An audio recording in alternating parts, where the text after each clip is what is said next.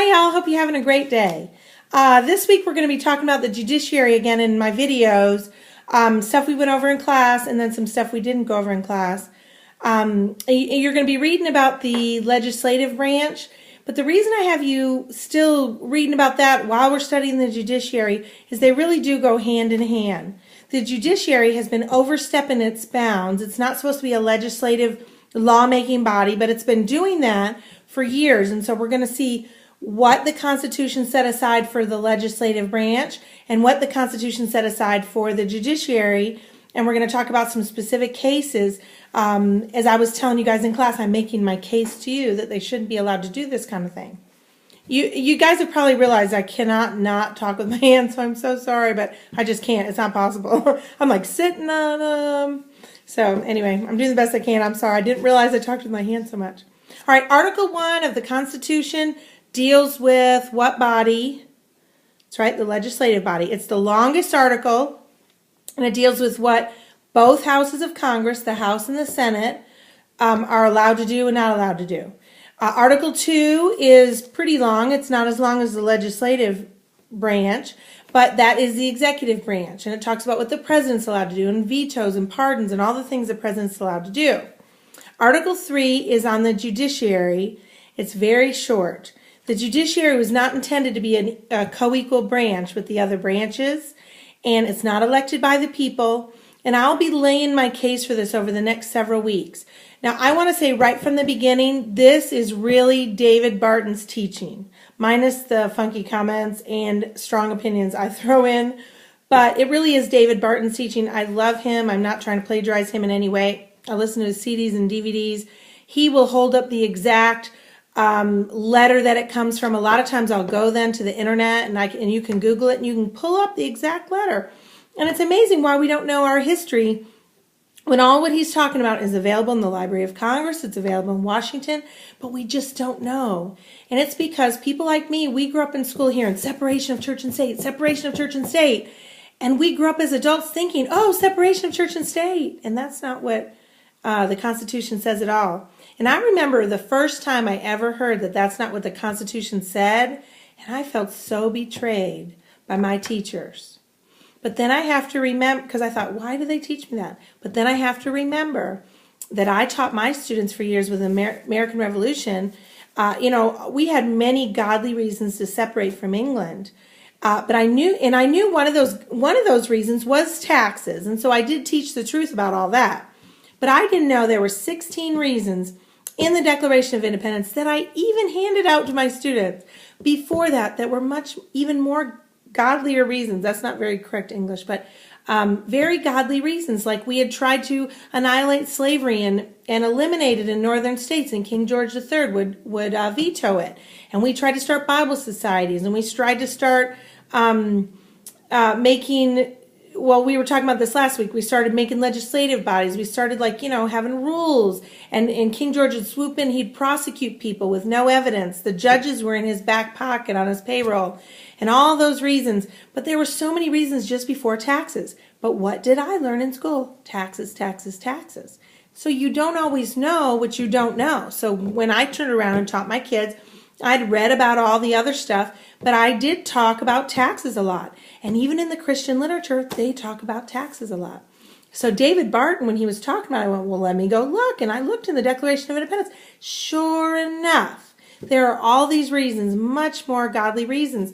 And so I started investigating, like he started talking. I thought, why don't I know this? So I said all that to say, as we study this, there are some things we've always thought was the truth, especially if your parents are around or your parents are hearing stuff. It might seem funny to them, but it's not the truth. And that's why you're always supposed to go back to the original. We talked about Paul Revere and all that kind of stuff early on in the semester. Everybody thinks it's the midnight ride of Paul Revere, and he actually didn't make it all the way to Concord. And it's because in Longfellow's poem, for some reason I can't remember his name at the moment, but Longfellow's poem, he talks about Paul Revere because it rhymed. I'll think of it as soon as I get off, sorry. I talk about it all the time. But anyway, and it rhymed, Paul Revere rhymed, so therefore it became Paul Revere. Everybody knows it as Paul Revere. So be very careful, whatever you read, check it. Okay, check it against sources. All right. So first of all, I want to tell you that there are 5 presidents that routinely ignored Supreme Court decisions. And the presidents were Andrew Jackson, James Madison.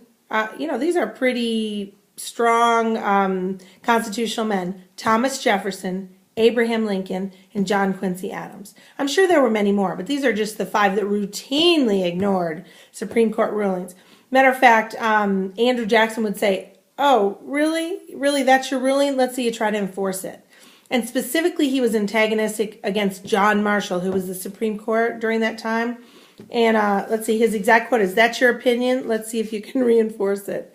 So they routinely just ignored the rulings. And all of a sudden, early in this century, in the last end of, well, not this century now, in the 1900s and the last part of the 1800s, we started getting some activist judges.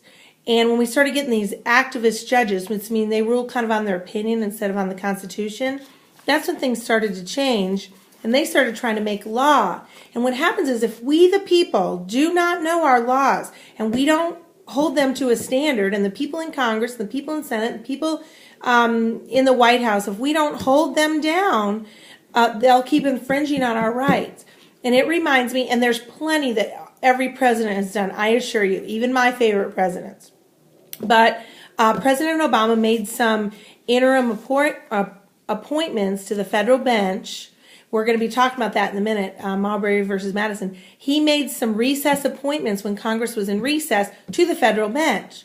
The only problem is they weren't in recess. Congress was still in, and he decided to call them recess appointments so they would allow him to push these judges through, and they weren't on recess. That's totally against the Constitution. They were supposed to be emergency appointments for a short time, and he pushed them through. And we can't allow stuff like that. And when the media and people, conservatives, said, "What are you doing, letting them get away with that?" Congress like, "Oh, it's not that big a deal. It's only, I think it's for a 9-month period or whatever." They let them slide. And the thing is, every time a president tries something like that, or any branch that they go into an area they shouldn't be, we need to hold their feet to the fire. Yes, even if they're my favorite presidents, or even if they're your favorite presidents, because that's just what we're supposed to do. We're not supposed to go, "Well, they mean well," because then the next president or the next Congress might not mean well. And that's how, we've gotten with czars and everything in the government. The czars aren't elected. Why are they running the government? All right. So we're going to talk about some Supreme Court things. I wanted to tell you guys, I really never really realized, I knew all these things separately, but I never really realized that some of the most major issues in the U.S. were all Supreme Court rulings and not laws passed by Congress. And I went, it just hit me like a ton of bricks last week, honestly. I never really considered it. And when I heard David Barton talk about all of it at once, he's such a scholar. He works with congressmen and senators, and he's just very influential, and people recognize him. He's on TV a lot and stuff, and he has videos and all kinds of stuff you can order, I think, through Wall Builders. But he started talking about this, and I thought it was really interesting. So I'm going to read these 5 things. Roe v. Wade, making abortion legal in the United States. Remember, all the states had abortion laws. So some it was allowed and some it wasn't allowed.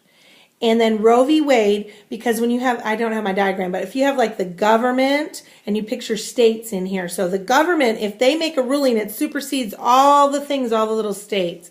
I know that was probably terrible looking on your screen.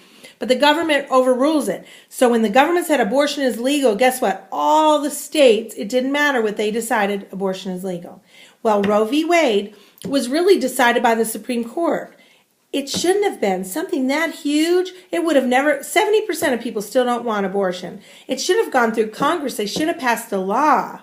And then the Senate, go through the House, go through the Senate. If they made changes, go back to the House, back to the Senate, on the president's desk, made it a law or not made it a law. But instead it went up through the Supreme Court, and that's how it became a law. Well, that shouldn't be.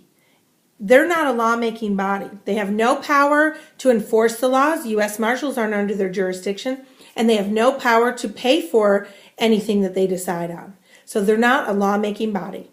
All right, I'll continue in a second. It's almost 10 minutes, so I got to go on to the next part. All right, part 2.